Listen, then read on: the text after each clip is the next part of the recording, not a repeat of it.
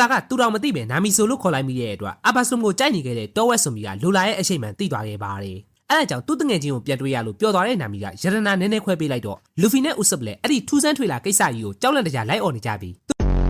ဒီအဖွဲနဲ့လိုက်ဖက်အောင်အချိန်မရွေးသတိအပြည့်နဲ့အသုံးဝင်တာတစ်ခုခုလုပ်မယ်လို့ပြောပြလိုက်ပါတယ်ဒါပေမဲ့ Brook မသိရကဒီအဖွဲမှာထမင်းစားနေရင်တော့သတိလို့မရပဲတစ်ချက်လောက်အာယုံလွဲသွားရတယ်လူဖီပစက်တဲ့ရောက်သွားမှဖြစ်လို့ဇိုရဲ့နီးစနစ်အတိုင်းစိတ်ကိုတည်ငြိမ်အောင်ထားကတရားထိုင်ကြည့်ပေမဲ့ခဏလောက်အကြာမှာသေးပေါက်ချင်လာတဲ့အပြင်ချက်တော့ကအယိုးကျင်ပြီးထမရတော့လို့သေးထွက်မကြခင်ဇိုကပဲချီပြီးအိမ်နာကိုပို့ပေးလိုက်ရပါတယ်စန်းကြီးကတော့သူ့ဘဝမှာပထမဆုံးရေသူမကိုမြင်ဘူးတဲ့ဆိုပြီးပြောနေလို့ Water 7မှာအဖွားခိုရိုနဲ့လည်းစုံမှုတဲ့အကြောင်းသတိပေးလိုက်တော့ချက်ချင်းမှုပြောင်းသွားတဲ့အတွက်အဲ့ကိစ္စကိုမရှိခဲ့ဘူးလို့ပဲသဘောထားလိုက်ကြပါတယ် Brook ကအတွင်းငံကိုပြခိုင်းလို့မရတဲ့အတွက်ပတ်စံသွားချေးနေတဲ့အပြင်